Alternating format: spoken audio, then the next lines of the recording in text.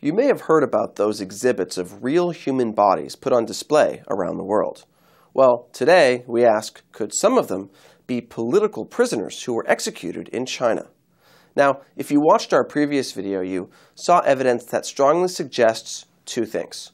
One, executed Chinese prisoners are likely being used in at least some of the exhibits that display these plastinated human bodies.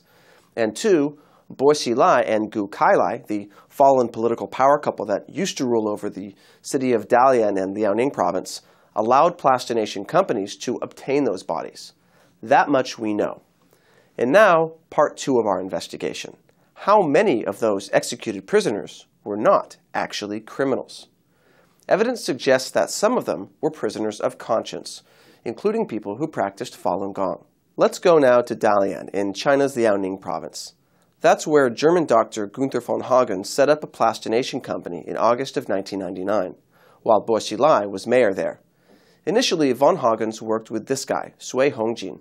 A few years later, Sui split off to form his own competing plastination company. Where did Günther von Hagens and Sui Hongjin get the hundreds of bodies they needed? This feature story in the German newspaper Der Spiegel, published in 2004, says that by 2001, quote, around von Hagen's corpse factory in Dalian, there were already 3 labor camps and prisons. Among them were the No. 3 provincial prison and the Dalian City Re-Education through Labor Camp. In the notorious Dalian Yaojia Detention Center, political prisoners are detained, among them adherents of the spiritual movement Falun Gong. For the record, after that was published, von Hagens won an injunction against Der Spiegel. Von Hagens refuted its claim that he used corpses from executed prisoners. But 2 years later, he did reveal to the New York Times that, in general, he found it easy to get bodies in Dalian. Von Hagen said, quote, when I came here, Sui Hongjin said, we'll have no problem with Chinese bodies. He said we can use unclaimed bodies. Now it's difficult, but then it was no problem at all. But regardless of where von Hagens got his unclaimed bodies, Sui Hongjin, after splitting off from von Hagens in or around 2002, most likely did get his from prisons. This disclaimer from the website of Bodies the Exhibition in New York, where many of Sui's cadavers are on display, makes that pretty clear. And what was the prison population like in and around Dalian? Well, this kind of information is not made officially available. And Chinese authorities don't just allow independent monitors to go have a look. Still, research by human rights groups, plus announcements from officials and media reports, can paint some kind of picture. One thing is clear. A lot of the prisoners were not really criminals. They were prisoners of conscience, adherents of the Falun Gong spiritual group. Bo Xilai sent huge numbers of them to prisons and labor camps starting in 1999. That Der Spiegel article mentions that Falun Gong practitioners were held at Dalian's Yaojia Detention Center. In addition, these 3 labor camps, 3 of China's most notorious in terms of persecuting Falun Gong, were in the city of Shenyang, just a few hours' drive away. The U.S. State Department's 2009 Human Rights Report says some observers estimate that Falun Gong practitioners make up at least half of officially recorded inmates in China's labor camps. And that's just the recorded inmates. These 2 Canadian investigators say many more Falun Gong practitioners were never properly recorded because they refused to give their names. Many were imprisoned without a trial. In their book about China's state-run forced organ harvesting program, former Canadian Secretary of State David Kilgour and Canadian human rights lawyer David Matas wrote this, quote, to protect their families and avoid the hostility of the people in their locality, many detained Falun Gong declined to identify themselves. The result was a large Falun Gong prison population whose identities the authorities did not know. Though this refusal to identify themselves was done for protection purposes, it may have had the opposite effect. It is easier to victimize a person whose whereabouts is unknown to family members than a person whose location the family knows.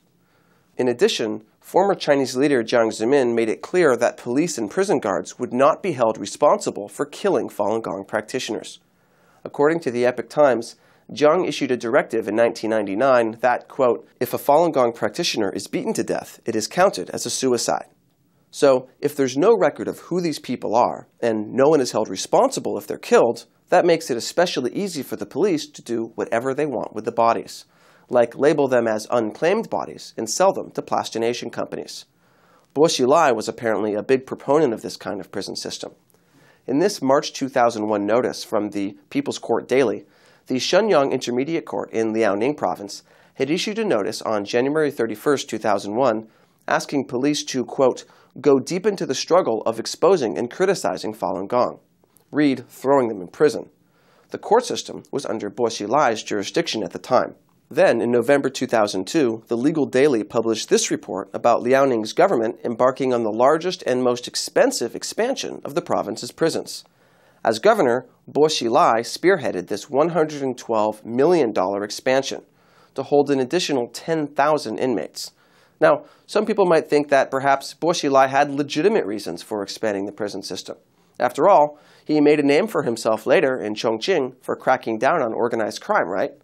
Well, since the scandal involving his former police chief, Wang Lijun, broke, we found out that this pair really used their so-called Beat the Black campaign primarily as a way to take down political rivals and collect money.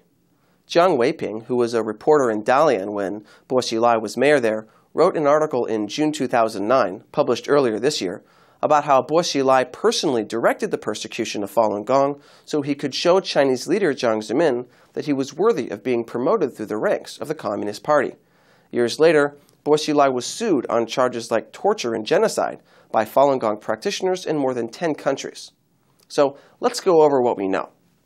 Bo Xilai was heavily involved in persecuting Falun Gong in Liaoning province, including the city of Dalian where the plastination plants were located. Bo Xilai spent more than $100 million to expand prisons and labor camps while he was governor of Liaoning. Falun Gong practitioners made up a big portion of the people in labor camps, by some estimates as much as half. Many Falun Gong practitioners don't give their names, so they remain unidentified in the system, and that means police can do whatever they like with the bodies if they die in detention. Police are not even held responsible if they end up killing Falun Gong practitioners, whether they gave their names or not. And of course, we know that Sui Hongjin likely obtained bodies from Chinese prisons to use for plastination, bodies that are now shown in exhibits around the world. It's hard to find a definitive paper trail to prove for certain that any of these bodies on display belong to Falun Gong practitioners or other prisoners of conscience, and that's in part because records may have intentionally not been kept. But for the same reason, there's also no paper trail proving that 100% of the bodies are not from prisoners of conscience. After NTD began reporting on the issue recently in English and Chinese, many people in China have started to launch their own investigations into what really happened in Dalian. We encourage that, and we hope that you continue to watch NTD and follow our continuing coverage.